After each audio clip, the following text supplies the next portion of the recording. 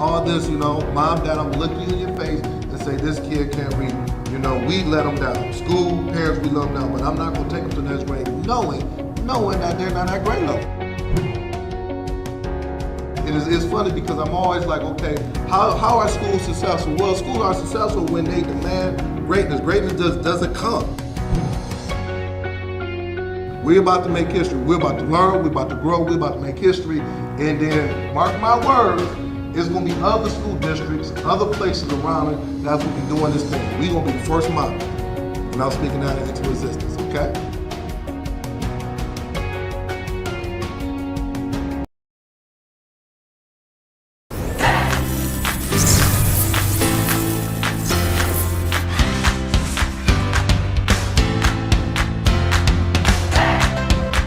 If you can really take the map and drive the instructor inside the classroom and link it to the M step, then everything will move.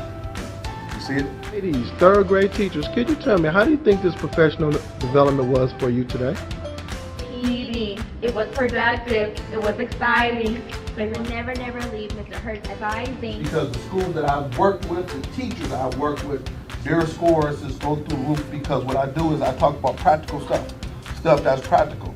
Because I'm a former teacher and also I'm a principal, so I'm going to be telling you guys things that I know will work in your classroom.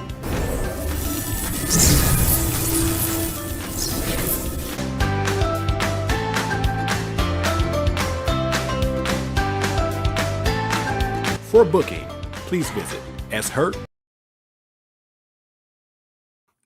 Good morning, everyone. Good morning. This is Sean Hurt with another Saturday morning podcast. And we have another good topic. We're going to talk about 9 ways to address the mental health of students and teachers at your school. So come on in and hit that share button. Let me know where you're coming from. Let me know how you're feeling. Give me 2 minutes as I get all of my Facebook, my LinkedIn, my YouTube people in, and we're going to have a good time on this morning. I'm fired up. I'm pumped up. I got my notes ready.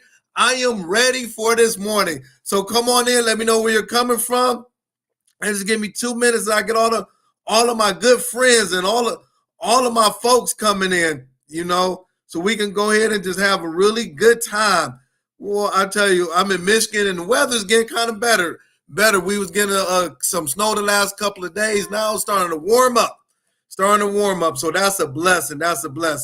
So so just bear with me. I want to get, you say, Hurt, you're on, but sometimes you don't tag us. We got to get you. So hey, I'm giving you a few more minutes to be able to get on and then call a friend. You said last week you was going to bring your friends with you, so I need you to bring your friends. If you are an educator, this is a very important topic. So let me see who's on with me. Good morning. Okay, it's jumping. Let me get all my friends. Good morning, Kenan Rowland from New Jersey in the house. Good morning to you. Good morning to you, Stacy Joy from Los Angeles, sunny Los Angeles. Hopefully everything is fine with the wildfire. Still praying for you. So thank you very much for joining me. Good morning to you, my good friend, Dr. Jeter. Good morning to you. Good morning to you, Miss Krista Wallace. Good morning to you. Thank you for last week.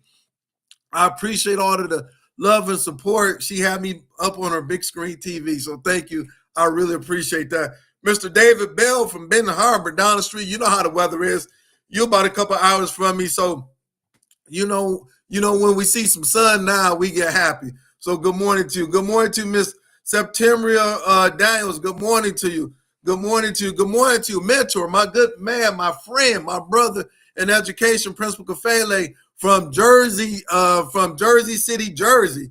Good morning to you. Oh, my sister. Good morning to you, Dr. Shiki Houston from South Carolina. I got Mrs. Truesdale from at the ATL. I got Coach Central. Good morning to you, family. So I'm gonna stop right there. I want to, I got so much stuff. No, let me.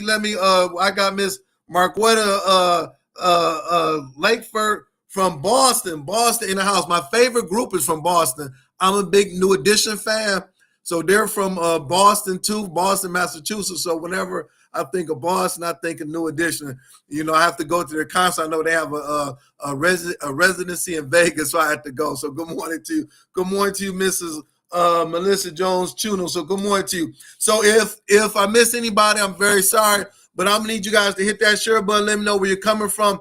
And today we're going to talk about how to deal with mental health. This is a topic that's very dear to everybody that's in education. This is the time where mental health is very important for not only the students, but also for the staff as well. And as a leader, as a principal, as a superintendent, this is something that we have to talk about. We have to deal with. So I'm gonna have some discussions regarding this. The reason why I want to talk about this topic is for the last couple of months, based on what's happening in our society. I'm not gonna get into it. You guys know what's taking place. It is having a direct impact on our mental health. And not only is it having a direct impact on our mental health, but also we're bringing it to school. So we need some strategies. We need to talk about what that looks like, okay? So that's why I'm talking about it, and we have to deal with it, because on Monday, principals, you're going to have that conversation. You might have had it last week. You might have to have it the next couple of days. So you want to have the strategies just to prepare for that, okay? So we're going to get into it. So you know the things I always ask. The first question I always ask: what is keeping you up at night as an educator? What is keeping you up at night as an educator? I need you to put it in the chat. Last week, I had so many people to respond to that question. And if it's the same answer that you had last week, put it in the chat. For me, once again, I'm talking about the state test. We have 4 more weeks before some of us are beginning the state test. In Michigan, it's 4 more weeks. They begin it in April. So we got 4 more weeks. 1 week where people are out for spring break, so we don't count that. So you got 4 more weeks. So the question I want to ask: are you ready? Are you preparing yourself? I've been talking about it on my podcast for many, many weeks, many, many months. I did a series on it. Are you prepared for this state test? So I got Miss Wallace. She says lack of urgency among educators. Okay, that's good. I got Miss Hicks, teacher apathy. Okay, that's some good one. Shoot it to me, send it to me. I want to know what is going on. Shoot it to me, send it to me. What is going on? What's happening? Okay. Next thing is that what's going on in education. I want to say thank you, Principal William from OKC.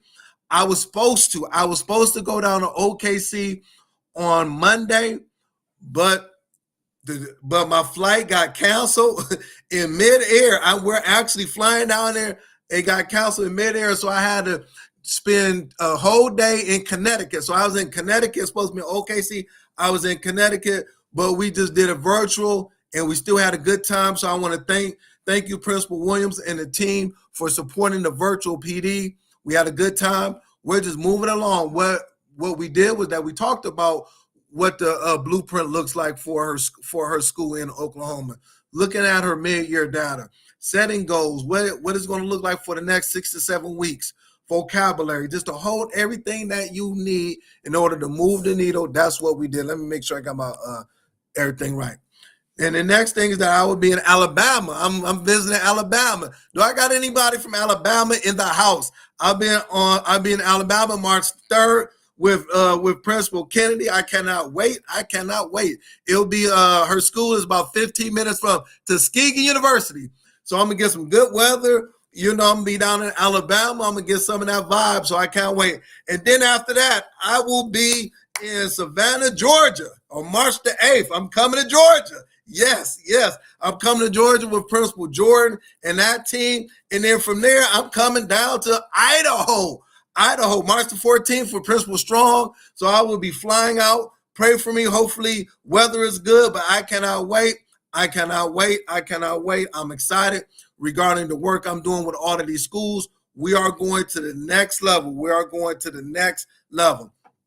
So let's go ahead and just jump in. I got about 19 minutes because I want to talk about it. And hit that share button. Let me know where you're coming from. Hit that share button. Let's give some love, because the topic is that we're going to talk about mental health for teachers and students. Okay. And before we get started, I want to show a quick video. It's about and hopefully I want to make sure we can hear this video. I want to show a quick video that kind of talks about what's going on at the school level. So let me share my screen. Hold on. Let me make sure I'm straight with the video. Okay, hold on. Give me a second.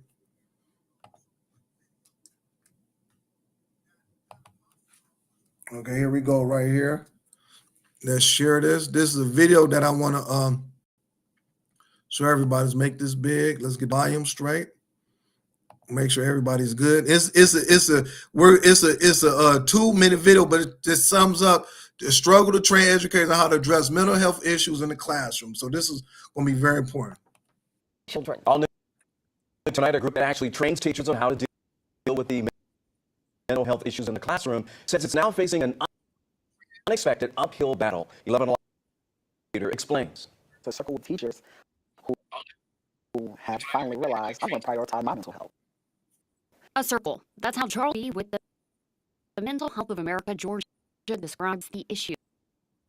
We're definitely struggling right now because there are no teachers, there are no bus drivers. Teachers been trained to deal with mental health issues, but then some leave the profession to address their own mental health, and then the problem repeats. We offer a training to health first aid, where that training is a 16-hour course, takes about 2 days, and we literally go over everything in regard to be looking for in your students that may have a crisis. The problem is right now there are no teachers to train. Dansby says this summer has been a struggle as he works to help there for a new year by making sure students have teachers that can support them. The Georgia Department of Education has a teacher burnout report, and they, in many cases, point right back to the mental health. Lisa Morgan says the shortage of educators, bus drivers, and staffers circles back to an age-old issue. We printed these 15 years ago, just talking about how educators have so many different roles.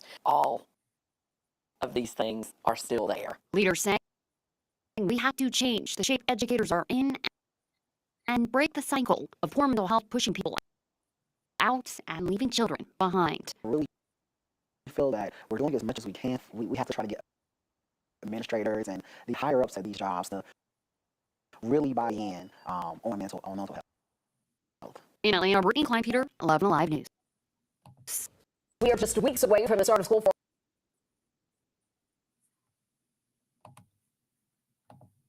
All right, I wonder, is breaking it up. Does the sound, okay. No, hearing like every, oh, I'm sorry if you can hear it. I'm very sorry. But it was just a video on mental health and where we're at with the mental health crisis that's taking place. So what I want to talk about is this, is that I want to talk about mental health and what is causing it. So I'm talking about 4 things that's causing teachers and educators to have a really breakdown in mental health. And then from there, I'm going to talk about some strategies. Okay. So let's talk about the top 4 things that I feel, and I've done my research on what's causing educators to have this mental health breakdown. And remember, it's all focusing on the mind. If our mind is not right as adults, as educators, we cannot be productive in society and also at our job. We cannot be productive principals, teachers, bus drivers, custodians, whatever you are doing, superintendents. You cannot be productive if mentally you're not there. So then you say, Hurt, what are some of the things that's causing millions and millions of educators to have these mental breakdowns? The first thing is this. One of the things that we talk about is lack of support and isolation. Lack of support and isolation. The research saying is that the reason why one of the reasons, this is not the reason, but one of the reasons is lack of support and isolation. Feeling alone in educational journey amplifies stress. If you feel alone and you're not being supported it can amplify stress. So now you're looking at unsupportive schools. You're looking at poor teacher-student relationship. All of these things take place when you lack support and isolation as a teacher or leader. So that's one of the things that can cause a mental stress, mental breakdown in your mind that can cause you to walk away. Another thing is that personal and external life stressors. Personal and external life stressors, financial struggle, family issue, health problems, life transition, all of that goes up under that umbrella. Personal and external life stressors. I'm going to repeat this again. And we all know if you have financial struggles, that can cause some mental health problems that we're bringing it to the workplace. Family issues. It could be anything dealing with your kids, dealing with your marriage, whatever that is causing problems. Health problems. If you've been diagnosed with something, you might have been diagnosed with cancer. You might be diagnosed with something that can cause mental health. And life transitions, loss of a loved ones, just the transition of life. You might be, it might be a point where you were working at an elementary school and now you're going to a high school. You was working at one district and you're going to another district. These things are causing people to have breakdowns. Another one is this. And we have to, and these are the third one, bullying and negative social interaction. Bullying and negative social interaction. If you are in a toxic school environment or a school district environment, it will deeply affect your mental health. I'm going to say this again. If you are in a school or a district that is toxic, every day you go to work, it's always something is happening, something is taking place. It will have a direct impact on your mental health. And then eventually you will say, I want to quit. I want to quit. And the last thing, I'm going to give you 4. The last thing is overwhelming academic pressures. Overwhelming academic pressures. Well, what you mean by that, Mr. Hurt? We gotta. You just said 4 weeks before the state test, and then this is mandatory. Yes, but if you are not getting the support to be able to do your job, to be able to teach the kids, to be able to be the best teacher, the best custodian, the best principal you can be, and you have these pressures, these academic pressures on you got to do this, you got to do that, it will have a direct impact on your mental health because you're telling yourself that I want to achieve this, but I don't have the resources and tools to achieve it. And I will be held accountable for these scores. I'll be held accountable for this, for all of these things from my school and district, but I've not given the proper resources to achieve it. Oh, I know I'm talking good now. Go ahead and hit that share button. Let me know if this is sounding good. Let me know if this is making sense to you regarding mental health. So now you're saying, Hurt, all right, I get it. Hold on. It's people responding. They saying, Hurt, we got to respond to this. We got to respond to this. So now you're saying, Hurt, I get it. I understand it. How can I support? I want to support my teachers and students, but let's focus on teachers on how to be able to deal with it. I see the 4 things. You gave it to me. Now, what do I do to help support it? What are some of the things that I can do to help my teachers? All right. Dr. Houston said, I'm talking good. I appreciate that. I appreciate that. And the reason why this is important is because, like the video said, we're losing millions of educators every year. They are getting out of the profession because mentally they're tired. They are throwing in the towel. I can't do it. I don't want to do it. It is too much. And this is something that we haven't talked about. Yeah, we've been talking about for the last couple of years because of what's going on in our society. But are we given strategies? Are we able to see these are some of the things that's causing mental health breakdowns So now we need strategies to help support that. For teachers, write it down. I got my notes right here. Write it down. For teachers, we have to provide teachers with professional development on mental health awareness. Number one, this cannot be taboo. We have to provide ongoing awareness of mental health. What I just said, the 4 big things that's trigger mental health for educators, we must talk about that. This is what's going to trigger it. And then from there, we're going to give you professional development ongoing. So we don't wait till the teachers say, hey, I'm having a mental health breakdown. We are in front of it and we are providing that, because just in case if it happens, so we're providing it in February, March, April, because if it happens in May, we already have tools. We already have ongoing professional development. So those teachers can be able to identify it, have strategies to overcome it, and move forward. Okay. Number two, and this is so important, we have to talk to our staff regarding work-life balance.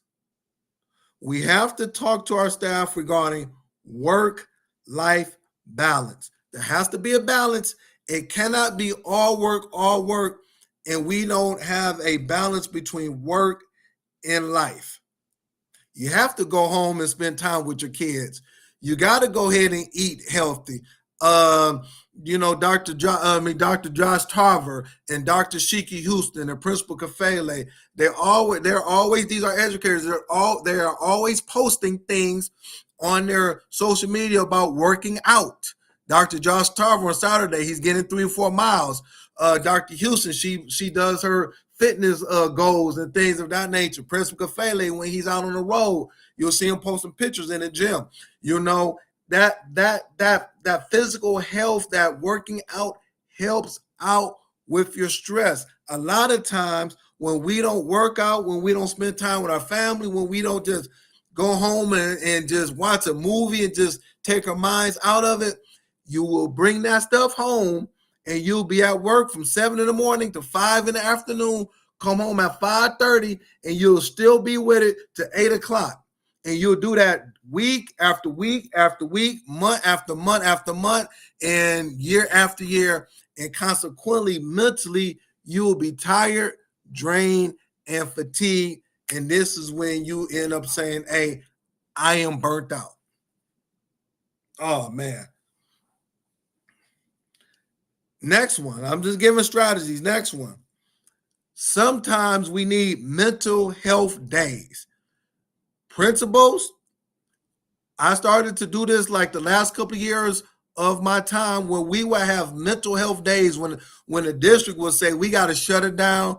Teachers are going hard, blah, blah, blah. We need mental health days. Or sometimes those Fridays, we need to be like, all right, let's just kind of, I know we're assessing in the morning, but in the afternoon, let's kind of relax a little bit. Not saying just throwing the towel, but let's relax. We need to have mental health days.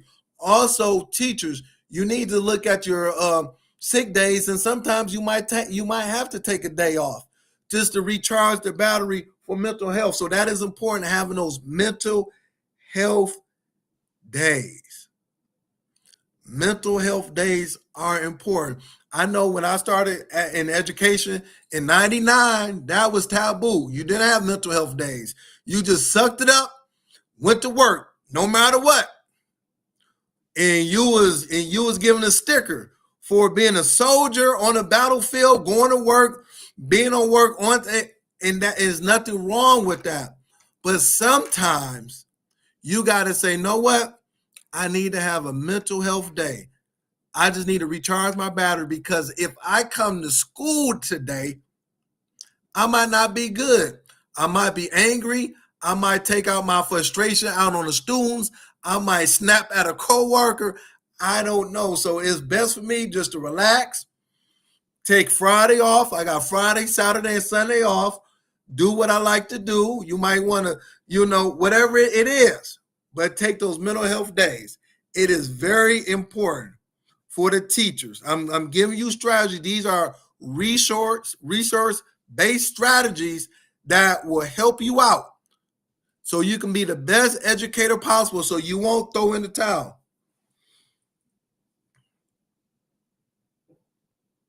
Next one is called wellness programs.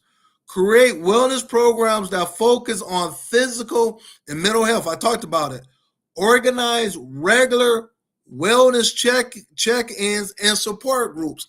Talk about it. That lends back to that ongoing PD. Talk about it. Have those discussions. You have to do that. You have to do that in order for mentally, for your mind to be right. It is very, very important. It is very important for you to do that.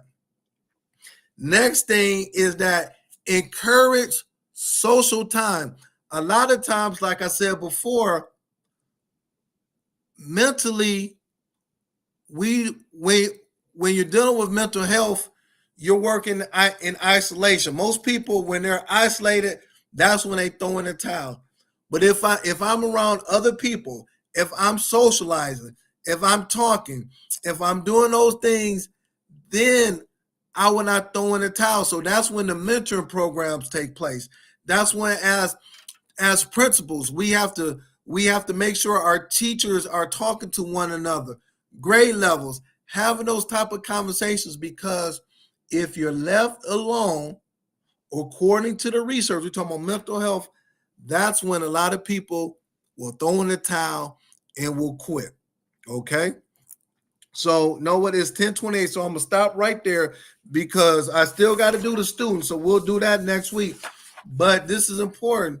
These things are so vital because we want to have the best educators in front of our students. And if mentally we're not 100%, we're not the best, and we cannot give our students the best. And once again, the video said there's millions of people, millions of educators every year all across the world in your school, your district, that are walking away from this profession because mentally they're tired. It's not a physical thing, it's a mental thing. It all starts right there. It's a focus on your mind. If you can get your mind focused, stable, ready to go, then you will have a productive school and district. So I just want to say thank you very much. And then, like I always ask, make sure you subscribe to my YouTube page. You know, I want to grow that. And I would like to thank everyone for tuning in to another episode of Sean Hurt School Turnaround Principal. If you would like for me to come in and provide professional development for your school and for your staff, inbox me. We can make it work. And the last thing is that if no one have told you this, if no one have told you that they love you, I'm going to tell you that I love you. I appreciate you. I thank you. I respond to all of the comments. So I see you next week, same time, same place. And let's everybody go to Create and Educate, Dr. Houston and Dr. Teller, and support them.